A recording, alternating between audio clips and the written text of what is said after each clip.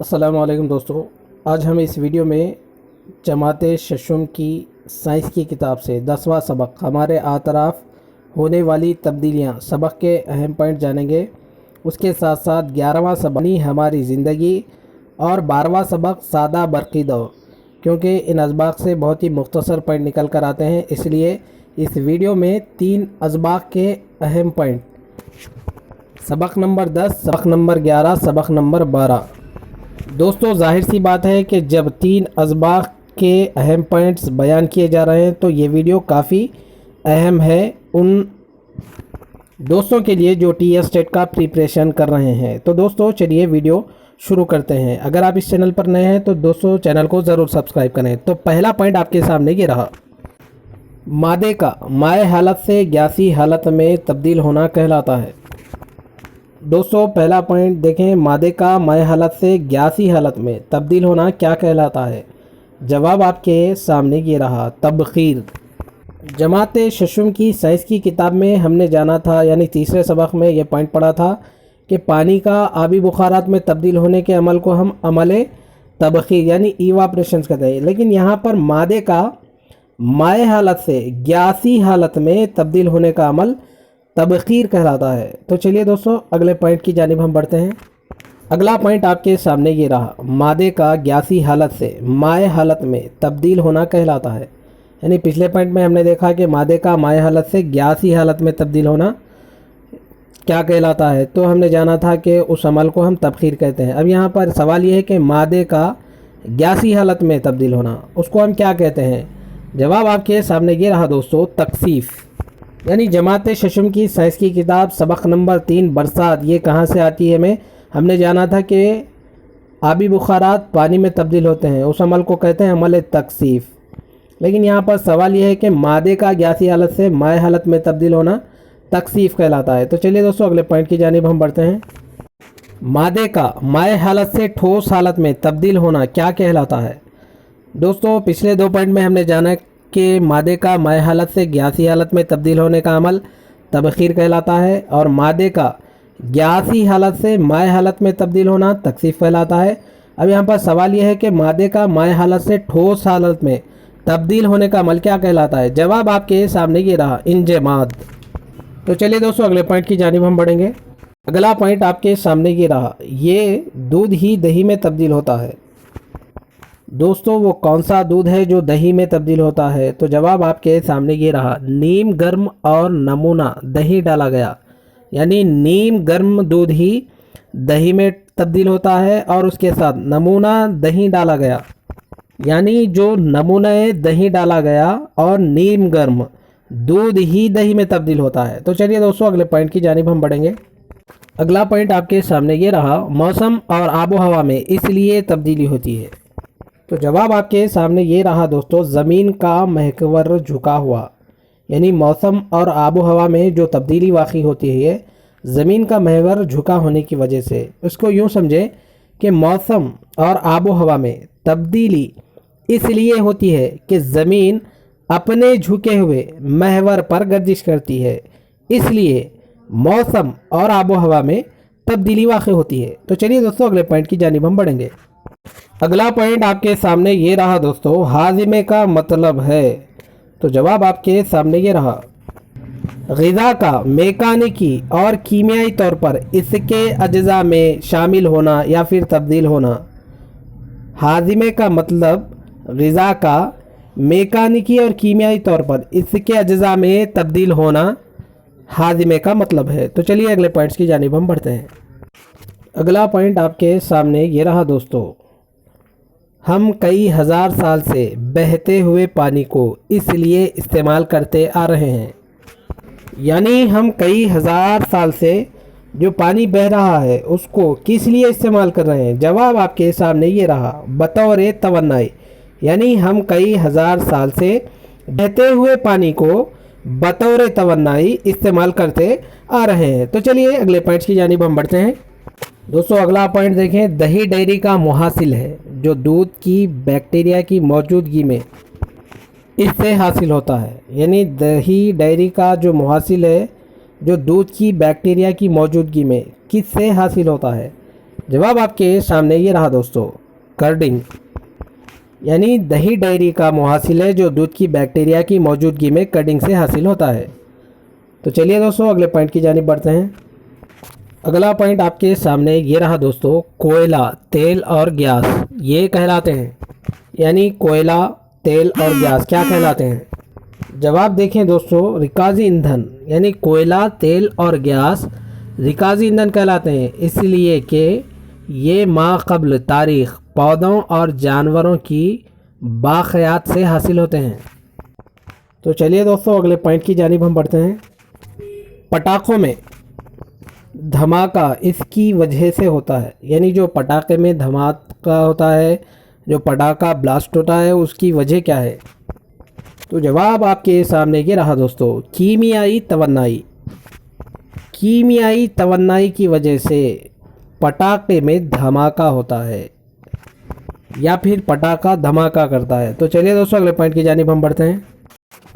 अगला पॉइंट देखें, जब मादा एक हालत से दूसरी हालत में तब्दील होता है उसे कहते हैं। दोस्तों जब मादा एक हालत से दूसरी हालत में तब्दील होता है उसे क्या कहते हैं? जवाब आपके सामने ये रहा दोस्तों, तबई तगय्युर, यानी जब मादा एक हालत से दूसरी हालत में तब्दील होता है तो एक तबई तगय्युर अमल में आता है। तो चलिए अगले पॉइंट्स की जानिब हम बढ़ते हैं। दोस्तों 10वें सबक हमारे अतराफ होने वाली तब्दीलियां से यही अहम पॉइंट थे जो मैंने आपके सामने रखे हैं। दोस्तों 11वें सबक पानी हमारी ज़िंदगी के अहम पॉइंट्स के बारे में अब हम जानेंगे। दोस्तों पहला पॉइंट देखें, इतने अफराद रोज़ाना 6 लीटर से भी कम पानी इस्तेमाल करते हैं, यानी इतने अफराद रोज़ाना 6 लीटर से भी कम पानी का इस्तेमाल करते हैं। वो कितने फ़ीसद हैं या फिर कितने हैं?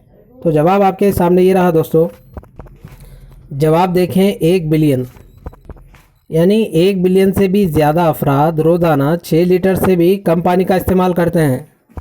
तो चलिए दोस्तों अगले पॉइंट की जानिब हम बढ़ते हैं। अगला पॉइंट आपके सामने ये रहा, हर साल तकरीबन इतने लोग पानी से मुताल्लिक़ बीमारियों से फौत हो जाते हैं।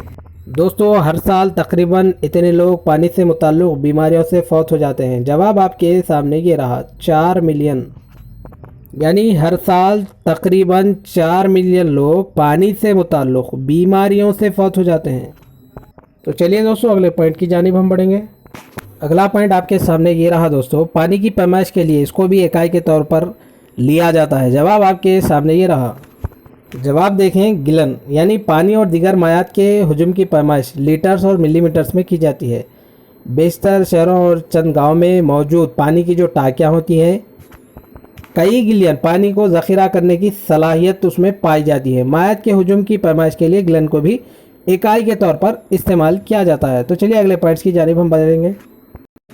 अगला पॉइंट काफ़ी हमें इसको आप अच्छे से जहन में रखें, ज़क़ाइर आब या फिर ज़ख़ीरा आब में पानी की सतह की पैमाइश की जाती है, यानी ज़क़ाइर आब जो भी होते हैं उसमें पानी की सतह की पैमाइश किस में की जाती है? जवाब आपके सामने ये रहा दोस्तों, फीट, यानी ज़क़ाइर आब रिजर्वायर्स में पानी की सतह की पैमाइश फीट में की जाती है। तो चलिए अगले पॉइंट्स की जानिब हम बढ़ते हैं। अगला पॉइंट आपके सामने ये रहा दोस्तों, सैलाब के दौरान डैम और प्रोजेक्ट के ज़रिए खारिज किए जाने वाले पानी की पैमाइश की जाती है। दोस्तों अभी हमने जाना कि ज़ख़ीरा आब में पानी की सतह की पैमाइश की जाती है, यानी फिट में की जाती है। अब यहाँ पर सवाल ये है कि सैलाब के दौरान डैम और प्रोजेक्ट के ज़रिए जो पानी जो खारिज किया जाता है उसकी पैमाइश किस में की जाती है? तो जवाब आपके सामने ये रहा दोस्तों, क्यूसेक्स मुकाब सेंटीमीटर फ़ी सेकंड, यानी सैलाब के दौरान डैम और प्रोजेक्ट के ज़रिए खारिज किए जाने वाले पानी की पैमाइश क्यूसेक्स मुकाब सेंटीमीटर फ़ी सेकंड की जाती है। तो चलिए दोस्तों अगले पॉइंट की जानिब हम बढ़ते हैं। अगला पॉइंट आपके सामने ये रहा दोस्तों, पानी के बाइस होने वाली 43% अमवात होती हैं। दोस्तों पानी की वजह से, यानी पानी के बाइस मुख्तलिफ़ बीमारियां होती हैं अगर पानी पाक साफ़ ना हो तो यहाँ पर सवाल ये है कि पानी के बाइस होने वाली 43% अमवात इस वजह से होती हैं, यानी वो वजूहात क्या है, उसकी वजह क्या है? जवाब आपके सामने ये रहा दोस्तों, इसहाल, اسہال کی وجہ سے پانی کے باعث ہونے والی 43% موت ہوتی ہیں، یعنی دست آنے کی وجہ سے، دست ہونے کی وجہ سے پانی کے باعث 43% اموات ہوتی ہیں۔ تو چلیے اگلے پوائنٹس کی جانب ہم بڑھتے ہیں۔ اگلا پوائنٹ آپ کے سامنے یہ رہا دوستو، وزن کے اعتبار سے ہمارے جسم میں پانی کا فیصد، یعنی وزن کے اعتبار سے ہمارا جو جسم ہے پانی کا فیصد کتنا ہے؟ تو جواب آپ کے سامنے یہ رہا 70%۔ دوستو پانی نہ صرف ندیوں اور جھیلوں، تالابوں جیسے ذرائع سے حاصل ہوتا ہے، بلکہ چند پھلوں اور سبزیوں سے بھی حاصل ہوتا ہے۔ پھل جیسے تربوز، ککڑی میں پانی کثیر مقدار میں پایا جاتا ہے۔ تو دوستو وزن کے اعتبار سے ہمارے جسم میں 70% پانی پایا جاتا ہے۔ تو چلیے دوستو اگلے پوائنٹ کی جانب ہم بڑھتے ہیں۔ اگلا پوائنٹ آپ کے سامنے یہ رہا، پانی سے متعلق 98% اموات اس ممالک میں ہوتی ہیں، یعنی پانی سے متعلق جو بھی بیماریاں ہوتی ہیں اس سے ریلیٹڈ، اس سے متعلق 98% اموات کون سے ممالک میں ہوتی ہیں؟ جواب آپ کے سامنے یہ رہا دوستو، ترقی پذیر ممالک میں 98% اموات پانی سے متعلق بیماریوں سے ہوتی ہے۔ تو چلیے دوستو اگلے پوائنٹ کی جانب ہم بڑھتے ہیں۔ اگلا پوائنٹ دیکھیں، محفوظ پینے کے پانی کی سربراہی کے مراحل ہیں، یعنی گاؤں میں جہاں پر پنچایت آفس، سمجھیے کہ پنچایت آفس سے صاف اور محفوظ پینے کے پانی کی سربراہی کی جاتی ہے، یا پھر GHMC علاقے میں پینے کے پانی کی سربراہی کی جاتی ہے، اس کے مراحل کون کون سے ہیں؟ تو جواب آپ کے سامنے یہ رہا دوستو، پہلا دیکھیں ذخیرہ آب، اس کے بعد تخدیر، اس کے بعد ایریشن، کلورینیشن، بالائی ٹانکی یعنی اوور ہیڈ ٹینک، اس کے بعد نل۔ یہ تمام مراحل ہیں محفوظ پینے کے پانی کی سربراہی کے۔ تو چلیے اگلے پوائنٹس کی جانب ہم بڑھتے ہیں۔ یہ پوائنٹ کافی اہم ہے، آپ اس کو اچھے سے ذہن میں رکھیں۔ نلگنڈا کا پانی آلودہ ہے جس میں فلورائڈ موجود ہے، اس کے استعمال سے وہاں یہ بیماری ہوتی ہے۔ دوستو سوال میں ہی ایک اہم پوائنٹ موجود ہے، اس کو بھی آپ اچھے سے ذہن میں رکھیں کہ نلگنڈا کا جو پانی ہے اس میں فلورائڈ ملا ہوا ہے، جس کی وجہ سے بیماری پیدا ہوتی ہے، بیماری لاحق ہو سکتی ہے۔ وہ کون سی بیماری ہے یہ بعد میں، لیکن پہلے آپ اس کو اچھے سے ذہن میں رکھیں کہ نلگنڈا کا جو پانی ہے وہ آلودہ ہوتا ہے جس میں فلورائڈ موجود ہوتا ہے۔ اب ہم جانیں گے اس سوال کا جواب۔ دیکھیں نلگنڈا کا پانی آلودہ ہے جس میں فلورائڈ موجود ہے، اس کے استعمال سے وہاں یہ بیماری ہوتی ہے۔ جواب آپ کے سامنے یہ رہا دوستو، فلوریسس نابی بیماری لاحق ہوتی ہے۔ اس کے ساتھ دوستو یہ بھی یاد رکھیں کہ کرشنا ندی ضلع نلگنڈے سے ہو کر گزرتی ہے، لیکن وہاں پانی کی شدید قلت ہوتی ہے، اس کی وجہ سے لوگ فلوریسس کا شکار ہوتے ہیں، کیونکہ یہاں کا زیر زمین پانی فلورین سے آلودہ ہوتا ہے جس کے پینے سے فلوریسس نامی بیماری لاحق ہوتی ہے۔ تو چلیے دوستو اگلے پوائنٹ کی جانب ہم بڑھتے ہیں۔ تو یہ بھی پوائنٹ کافی اہم ہے، اس کو آپ اچھے سے ذہن میں رکھیں۔ غیر محفوظ پانی 5 سال سے کم عمر کے بچوں کے لیے ایک بڑا مہلک ہوتا ہے۔ اس عمر میں اتنے فیصد اموات ہوتی ہیں۔ دوستو جو غیر محفوظ پانی ہوتا ہے 5 سال سے کم عمر کے بچوں کو پلانے سے بیماری ہوتی ہے۔ جو بیماری ہے وہ دست کی بیماری ہے، جس کی وجہ سے موت کا فیصد، یعنی جواب آپ کے سامنے یہ رہا دوستو، 90% اموات اس عمر میں ہوتی ہیں۔ یعنی غیر محفوظ پانی 5 سال سے کم عمر کے بچوں کے لیے ایک بڑا مہلک ہوتا ہے۔ تمام اسالی اموات میں 90% اموات اس عمر میں ہوتی ہیں۔ تو چلیے دوستو اگلے پوائنٹ کی جانب ہم بڑھتے ہیں۔ اگلا پوائنٹ آپ کے سامنے یہ رہا دوستو، نہانے، پکوان اور استعمال کے لیے روزانہ کتنے لیٹر پانی کا استعمال کیا جانا چاہیے؟ یعنی نہانے کے لیے، پکوان کے لیے اور ضروریات کے لیے یعنی استعمال کے لیے روزانہ ایک آدمی کتنے فیصد یا پھر کتنے لیٹر پانی کا استعمال کرنا چاہیے؟ جواب آپ کے سامنے یہ رہا دوستو، 50 لیٹر۔ یعنی نہانے، پکوان اور استعمال کے لیے روزانہ تقریباً 50 لیٹر پانی کا استعمال کیا جانا چاہیے۔ تو چلیے اگلے پوائنٹ کی جانب ہم بڑھتے ہیں۔ اگلا پوائنٹ کافی اہم ہے، اس کو آپ اچھے سے ذہن میں رکھیں۔ پانی کا اتنے فیصد حصہ زراعت کے لیے استعمال کیا جا رہا ہے۔ دوستو، زراعت کے لیے کتنے فیصد حصہ استعمال میں یعنی دنیا بھر میں استعمال میں لایا جا رہا ہے؟ جواب آپ کے سامنے یہ رہا دوستو، 70%۔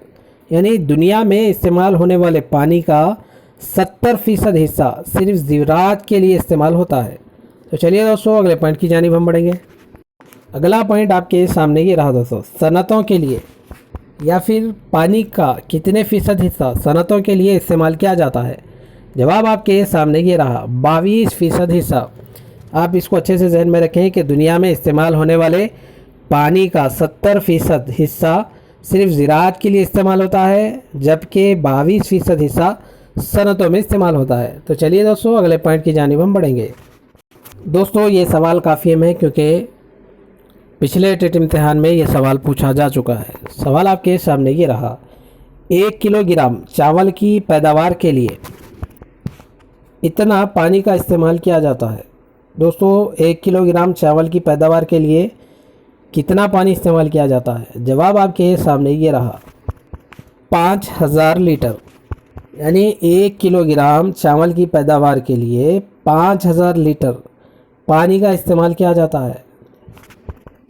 تو دوستو یہ تھے 11ویں سبق، پانی ہماری زندگی کے اہم نکات سمجھے یا پھر اہم پوائنٹ۔ تو دوستو اگر آپ اس چینل پر نئے ہیں تو ضرور اس چینل کو سبسکرائب کریں۔ تو چلیے دوستو، ہم نے پہلے ہی کہا تھا کہ اس ویڈیو میں 10واں سبق، 11واں سبق اور 12واں سبق 3 اسباق کے اہم پوائنٹ جانیں گے۔ تو 10واں سبق ہمارے اطراف ہونے والی تبدیلیاں، اس کے اہم پوائنٹ جان چکے ہیں۔ 11واں سبق پانی ہماری زندگی کے اہم پوائنٹ جان چکے ہیں۔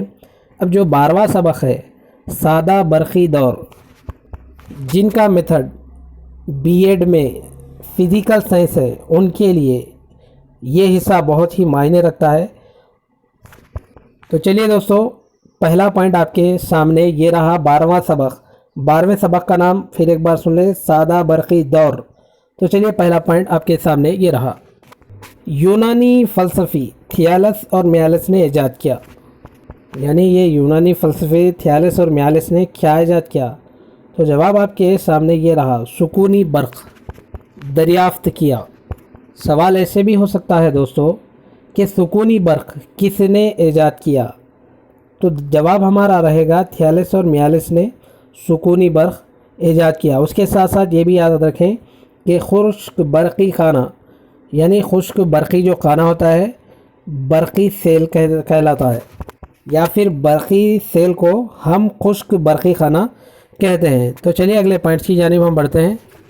اگلا پوائنٹ کافی اہم ہے، اس کو آپ اچھے سے ذہن میں رکھیں۔ بلب کے اندر ایک اسپرنگ نما تار ہوتا ہے جس سے روشن ہوتی ہے، اسے کہتے ہیں، یعنی بلب کے اندر ایک اسپرنگ نما تار ہوتا ہے جس سے بلب روشن ہوتا ہے، اسے یعنی جو اسپرنگ نما تار ہے اس کو ہم کیا کہتے ہیں؟ بہت ہی اہم سوال، اس کو آپ اچھے سے ذہن میں رکھیں۔ جواب آپ کے سامنے یہ رہا، فلامنٹ۔ یعنی بلب کے اندر جو تار ہوتا ہے، اسپرنگ نما تار ہوتا ہے، اس کو ہم فلامنٹ کہیں گے، جس سے بلب روشن ہوتا ہے۔ تو چلیے اگلے پوائنٹ کی جانب ہم بڑھتے ہیں۔ فلامنٹ اس سے کا بنا ہوتا ہے، یعنی ابھی ہم نے جانا کہ بلب کے اندر جو اسپرنگ نما تار ہوتا ہے، آپ نے اسے دیکھا ہوگا، جس سے بلب روشن ہوتا ہے، اسے ہم فلامنٹ کہتے ہیں۔ اب یہاں پر سوال یہ پیدا ہوتا ہے کہ فلامنٹ کس کا بنا ہوتا ہے؟ جواب آپ کے سامنے یہ رہا دوستو، ٹنگسٹن۔ یعنی فلامنٹ ٹنگسٹن کا بنا ہوتا ہے۔ تو چلیے دوستو اگلے پوائنٹ کی جانب ہم بڑھتے ہیں۔ اگلا پوائنٹ آپ کے سامنے یہ رہا، اس نے سب سے پہلے برقی رو کے لفظ کا استعمال کیا۔ یعنی وہ کون تھا جو سب سے پہلے برقی رو کے لفظ کا استعمال کیا تھا؟ جواب آپ کے سامنے یہ رہا دوستو، ولیم گلبرٹ نے سب سے پہلے برقی رو کے لفظ کا استعمال کیا تھا۔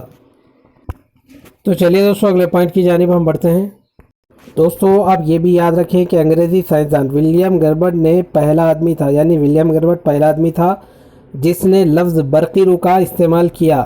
یہ سمجھتا تھا کہ حرکت کرتے ہوئے سیال سے برقی رو پیدا ہوتی ہے۔ تو چلیے اگلے پوائنٹس کی جانب ہم بڑھتے ہیں۔ اگلا پوائنٹ آپ کے سامنے یہ رہا دوستوں، برقی دور میں برقی رو کا بہاؤ ہوتا ہے، تو جواب آپ کے سامنے یہ رہا مثبت قطب سے منفی قطب، یعنی مثبت قطب سے منفی قطب، برقی دور میں برقی رو کا بہاؤ ہوتا ہے۔ دوستوں آپ نے بھی دیکھا ہوگا کہ گھروں میں موجود جو برقی بلب ہوتا ہے کس طرح کام کرتے ہیں، یعنی جو گھروں میں موجود برقی بلب ہے، جو برقی بلب کا دور ہوتا ہے جس میں دو تار یعنی بلب کے دو قطب سے جڑے ہوتے ہیں، جب سوئچ آن کیا جاتا ہے تو دور مکمل ہو کر برقی رو بہتی ہے، یعنی بلب جلتا ہے، بلب روشن ہوتا ہے۔ تو دوستوں اب یہاں پر سوال یہ تھا کہ برقی دور میں برقی رو کا جو بہاؤ ہوتا ہے مثبت قطب سے منفی قطب کی جانب۔ تو چلیے اگلے پوائنٹس کی جانب ہم بڑھتے ہیں۔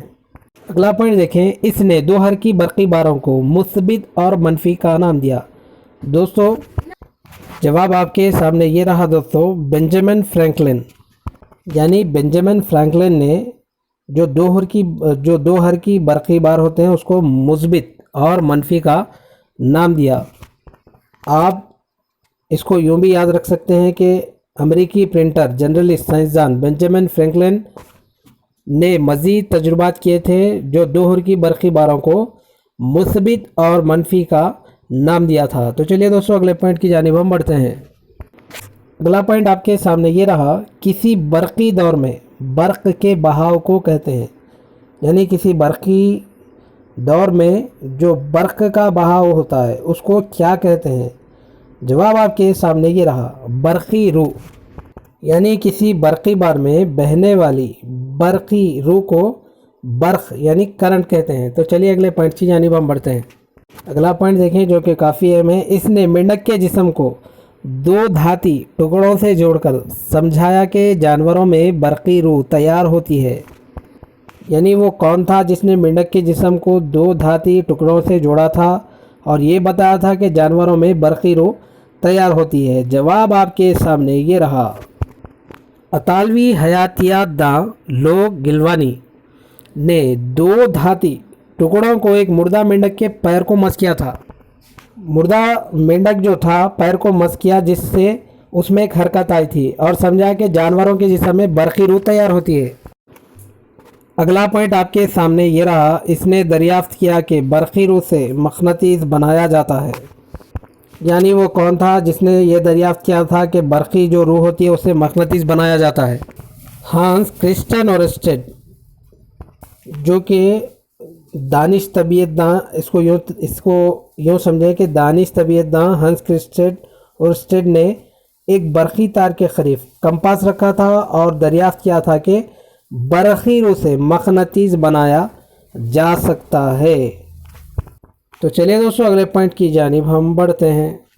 اگلا پوائنٹ آپ کے سامنے یہ رہا دوستوں، ایسی اشیاء جن سے برقی رو گزر سکتی ہے، یعنی وہ کون سی اشیاء ہے جن سے برقی رو گزر سکتی ہے؟ جواب آپ کے سامنے یہ رہا، برقی موصل، یعنی ایسی اشیاء جن سے برقی رو گزر سکتی ہے اس کو ہم برقی موصل کہتے ہیں۔ تو چلیے دوستوں اگلے پوائنٹ کی جانب ہم بڑھتے ہیں۔ ایسی اشیاء جن سے برقی رو نہیں گزر سکتی انہیں کہتے ہیں، جواب آپ کے سامنے یہ رہا، برقی غیر موصل یا حاجز، اس کو ہم انگلش میں کہیں گے انسولیٹر۔ یعنی پچھلے پوائنٹ میں ہم نے جانا تھا کہ ایسی اشیاء جن سے برقی رو گزر سکتی ہے اس کو برقی موصل، انگلش میں ہم اس کو کنڈکٹر کہیں گے، اور سوال یہاں پر یہ تھا کہ ایسی اشیاء جن سے برقی رو نہیں گزر سکتی اس کو ہم برقی غیر موصل یا حاجز انسولیٹر کہتے ہیں۔ تو چلیے اگلے پوائنٹس کی جانب ہم بڑھتے ہیں۔ اگلا پوائنٹ آپ کے سامنے یہ رہا دوستو، اس نے پہلی برقی موٹر یا برقی جنریٹر ایجاد کیا یا پھر کی؟ تو دوستو جواب آپ کے سامنے یہ رہا، مائیکل فریڈے، یعنی مائیکل فریڈے نے پہلی بار برقی موٹر ایجاد کی جو کہ کیمیائی یا پھر کیمیا اور طبیعت داں تھا۔ تو چلیے دوستو اگلے پوائنٹ کی جانب ہم بڑھتے ہیں۔ اگلا پوائنٹ کافی اہم ہے، اس کو آپ اچھے سے ذہن میں رکھیں، بلب کی تیاری کو تکمیل تک پہنچانے کا سہرا ان کو جاتا ہے، یعنی جو بلب کی تیاری کسی اور نے شروع کی، یعنی کوئی اور سائنسدان نے شروع کی، اور منزل مقصود تک یعنی تکمیل تک پہنچانے میں یا پھر صحرا ان کے نام جاتا ہے؟ تو جواب آپ کے سامنے یہ رہا دوستو، تھامس الوا ایڈیسن۔ دوستو جو بلب ہے اس کی ایجاد کی کہانی بڑی عجیب ہے۔ ہم صرف اتنا ہی جانتے ہیں کہ بلب بس ایک سوئچ کے آن اور آف کرنے پر روشن اور بند ہونے والا آلہ ہے، اور آج ہم اس بلب کا استعمال بھی کر رہے ہیں۔ یہ طویل عرصے تک کی گئی سائنسدانوں کی کوششوں کا نتیجہ ہے، اور اس کوششوں کو پائے تکمیل تک یعنی مکمل یا پھر کہیں تکمیل تک پہنچانے کا سہرا مشہور و معروف سائنسداں تھامس الوا ایڈیسن کے سر جاتا ہے۔ تو دوستو بچپن ہی سے ایڈیسن کو معلومات اپنے آپ حاصل کرنے کی شدید خواہش تھی۔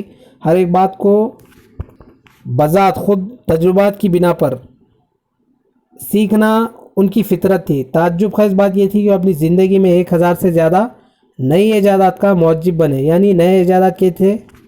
یہ اتنے ذہین سائنسداں ہونے کے باوجود ایڈیسن کو بلب بنانے میں کئی سال لگے تھے۔ پہلی بار انہوں نے برق کو ایک دھاگے نما پتلے پلانٹینیم کے تار سے گزارا تھا۔ سوال دوستو یہ بھی پوچھا جا سکتا ہے، اس کو آپ یہ بھی اچھے سے ذہن میں رکھیں کہ پہلی بار ایڈیسن نے برق کو یعنی پہلی بار کس میں سے گزارا تھا؟ تو دوستو جواب ہمارا رہے گا پلاٹینیم کے تار سے۔ تو دوستو اچھے سے ذہن میں رکھیں کہ پہلی بار اس نے برقی کو ایک دھاگے نما پتلے دوستو اگلا پوائنٹ دیکھیں، سب سے پہلے فلامنٹ کی جگہ استعمال کیا گیا یا پھر فلامنٹ کے بدلے استعمال کیا گیا؟ ابھی ہم نے مختصر سا تعارف یعنی تھامس الوا ایڈیسن کا مختصر تعارف میں جواب جانا تھا، پھر بھی آپ اس کو اچھے سے ذہن میں رکھیں۔ سوتی دھاگے، پھر اس کے بعد بھانس کا استعمال کیا گیا۔ تو چلیے دوستو اگلے پوائنٹ کی جانب ہم بڑھتے ہیں۔